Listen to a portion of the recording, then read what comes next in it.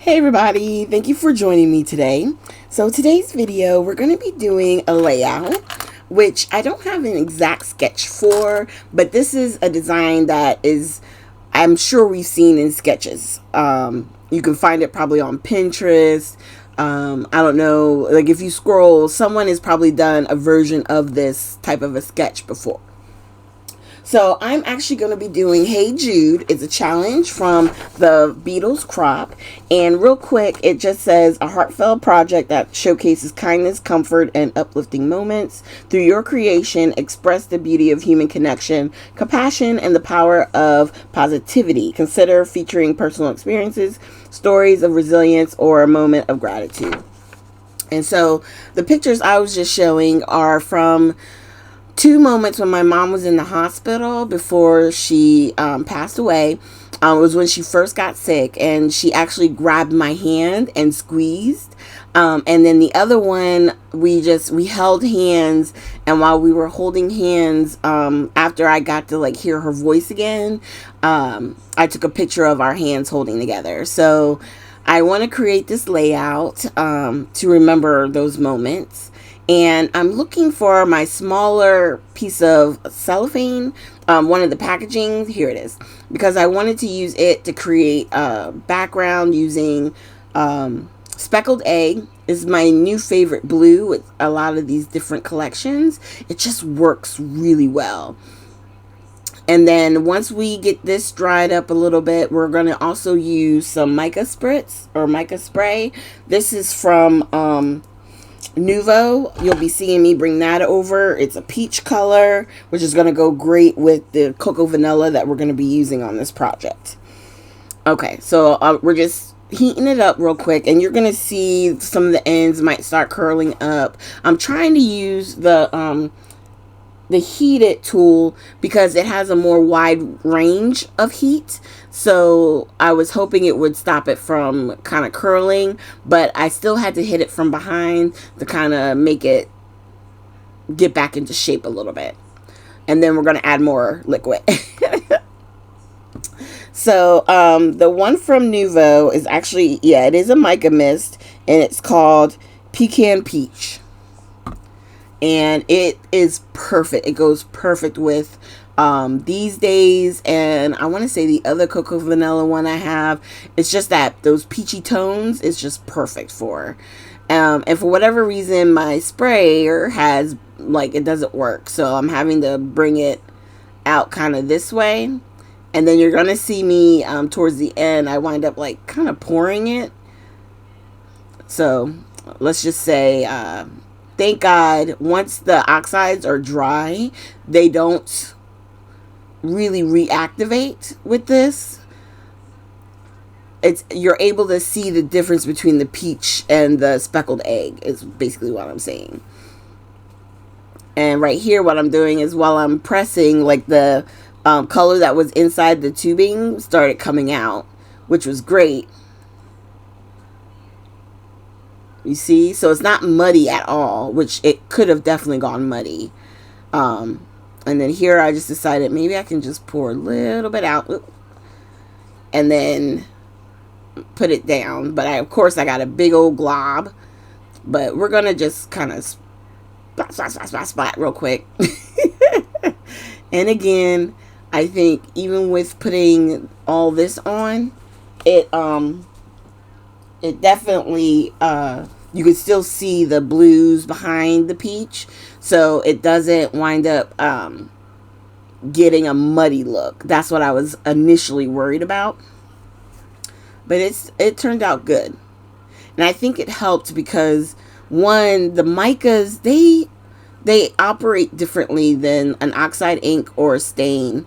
And I don't know exactly what it is. I think it's because of whatever that liquid is they use with the mica. It's not like it's water. Do you know what I mean? So it's hard to explain. It really is. There's so many different types of sprays and liquids and stuff, and they all do different things. But using the oxide and then the mica on top, that's really a nice option. So now I'm just going to take and do a quick line across the top on this, and I'm lining them up so that way I can attach the two papers together. And then on the back here, my tape decided to go a little wonky, so I gotta fix that real quick. And then on the back here, I'm just going to make sure at the top to go down some so we can like stick some things in between the layers a little bit. So it's like kind of tucked in. And then I always add wet glue. I do this because it gives me just a little bit of wiggle room. So I can like pick it back up if I needed to, or reline it up. All of the things, right? Okay. And I think earlier I did show you that the wood grain paper was from an Echo Park collection. I just thought it went really well with the colors that I was picking out. And I like this sheet, but you're going to see I have two, what is they called, like cut aparts that I think I'm going to wind up not using this background paper. And you'll see here, I'm just getting my mats for my photos. And I printed them in black and white because I want to say like in her, she still had some polish on her nails. And so you could see the blue, but it didn't go with the paper collection. So I figured the black and white photo just worked better. So I could put it with any collection that I wanted. And I was actually going to do this in all black and white with the charcoal from 49er Market. But I liked these days. I like the color scheme. And though it's a sad moment. Oh, real quick. Right here. Forgot to trim my photo before I put glue on it. Not the smartest thing in the world. So I'm fighting and trying to clean off my cutter as I trim down my photo. This is what happens when you're not paying attention and you've already put the glue on it. I still put it down and trim it, and then I just clean off whatever glue gets on my cutter. But how crazy. Alright, so we're trimming down the photos. Just a little tip I find that works best is if I cut my mats to 4x3 and then I take my photos and I cut those down by 1/4 of an inch, you get a perfect mat every time. And it's easier because sometimes with, like, I use the selfie printer, the photos, though they're supposed to be 3x4, they're not a full 3x4. And so it just makes it easier. Cut the mat itself to the 3x4 and then just shrink your photo a little bit, and it works each time. So you see I have these two cut aparts. One is with them holding hands. I was like, perfect. And then this one with the rainbow on it, which has the peachy tones and that bluish color in it. I was like, maybe I could do something like this, make it almost like a grid, but just not use that paper. So we're going to try and kind of like sneak those underneath that layer. And then these two down here, we're going to put together. And at first I was just going to have them be on the wood grain. But I think, wind up pushing them up higher. And then I'm still trying to use that paper, but yeah, I'm not going to do it. So now what we're going to do is just grab some things from this sticker sheet, and we're going to slowly pick some stuff to start laying down. I'm going to I'm going to grab 3 different words off of the bottom here. I wound up picking my sunshine, family, and these days.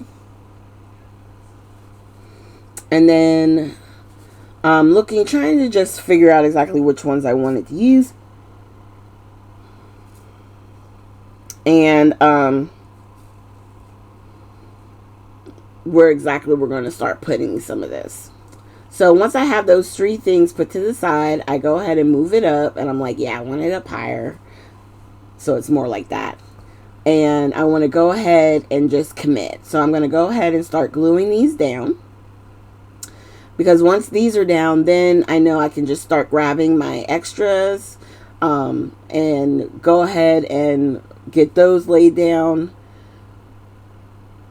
If you want to pop up your photos, you can. On this particular one, though, I just wanted to leave them kind of normal. Well, as normal as they can be. All right.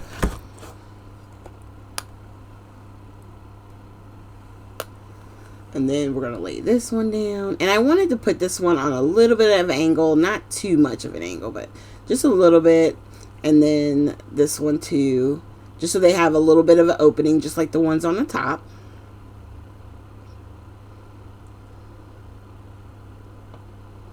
And I'm going to journal, and I'm going to wind up journaling off camera. You'll see at the end I kind of pull my pen out, because as soon as I was done with everything, I wanted to go ahead and just get it out. It was pretty emotional. I'm not going to lie, while I was writing it all out, but it's a mixture. It's like happy tears and sad tears, because I wasn't sure when she first got sick if we were ever going to hear her voice again. And then we wind up hearing her voice again before she got sick and passed. Or I should say sicker and passed.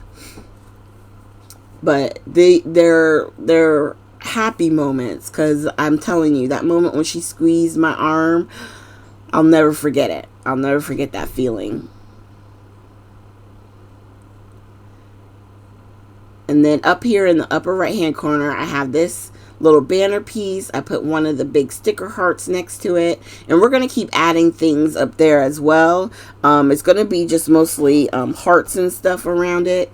I was going to put one of the words, but I decided I think I just want to kind of put that peeking through on, you know, that kind of a layer. And then we're going to start grabbing some more stuff. I have this flower from the sticker sheet. We're going to stick that in on the middle. And then I'm also going to stick on, using some glue, the butterflies. Like they're getting ready to start coming out and flying. My mother loved butterflies. We both did. I think it was the idea of the changing, and, you know, going from something like a caterpillar to a butterfly, turning into something beautiful. It just really, yeah, we both love them. So we're going to put hearts on each of the corners. And some are at the top, some are at the bottom. Because I'm very much, you know, in the feels while making this layout. At first, I wasn't even thinking I was going to share this particular layout, because this one I knew was going to be harder for me, because I knew what I wanted to talk about, because this is the moment that I was truly grateful for. You know, so many people don't get the chance to hold your loved one's hands or, you know, hear their voice again. So while it's very sad and it makes me, you know, want to cry, I also know how much of a blessing it was, you know. So I'm taking out these fabric hearts. We're going to use 3 of those. And then I'm also going to grab a few of the flowers from the ephemera bit package. And then what else do I pull out? I think I looked through here for some other stuff. I think I wound up grabbing... Oh, no. I took the tab from the sticker sheet. That's up at the top. And then I'm going to add another small flower on the right side here. And then I'm going to move that all off and start laying down the gold hearts. You should have seen me looking for that heart. I had no idea it had fallen underneath the actual layout. I was like, look at there. Now with these, I do use my wet glue, which will hold anything. But I put the block on it so that way it will stay. And then on the other one, I think I grab a smaller block. Yep. And I put that on top. And then same thing with the one over here. I'm going to add one of the flares that came with this collection, and then I'm going to add the fabric heart next to that. And that's it. All right, so now let's pick out the rest. So I noticed I had the word days here, and in the packaging where I had everything, I had happy. And I'm using happy days because each of those days, each of those moments that I had with her, that made me very happy. And so that's why I'm doing this. That's why it's all hearts around, because when I tell you I had a grateful heart, I'm not kidding. I'm using these puffy words, like one says love this, one says best ever. So I use those. And then we're also using some of the puffy hearts and a puffy butterfly. So at first I was going to put the happy days up there, and then I decided, you know what, I'm going to put it over here. We're going to put that right at the flare, and then part of the Y can go onto the area where I'm going to write my story, because I'll still have plenty of room for writing. And I think it stands out better in that location than up at the top. At the top, it kind of blended. And I think it's because it's on the white background. So it makes it harder for it to stand out. Okay. So I just put the black on top of the happy to help it lay down. And I'm holding down the other piece with my hand just to give it a little bit of time for that glue to help it stay. All right. And now we're going to also grab these alphas that were in the collection. And with these at the bottom, I'm just going to put missing you. And I'm going to use all different colors for each letter. I think there's only one time I wound up getting two colors that were identical. They look different, but I wasn't wearing my glasses, so it'll be all right. So we got the missing and then you. And I like these letters. They're like puffy, but they're not puffy. It's hard to explain.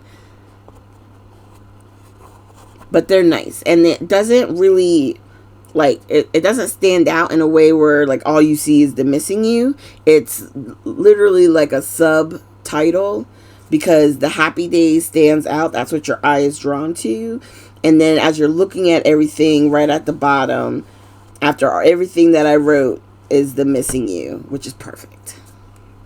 And I do use my wet glue on the back of any sticker that I use. Any puffy letters, chipboard letters, even on the foam letters. Yes, I use glue, and there's two reasons why.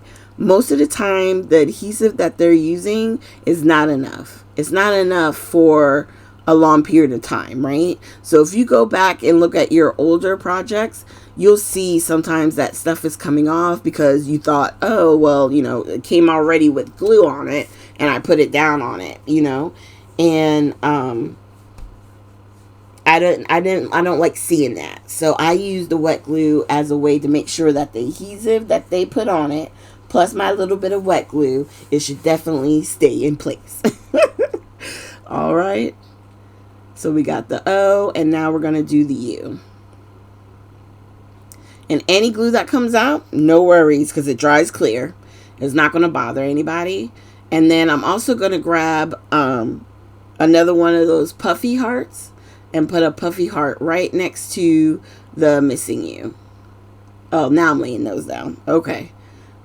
So I put one with each of the heart collections, and then up where the butterfly is, I did put a little bit of glue because there's more ink smushing there. So I want to make sure it stays. And then I pulled out my pen to indicate that I'm going to be writing my journaling. And then I've grabbed my gold, because we have the gold hearts.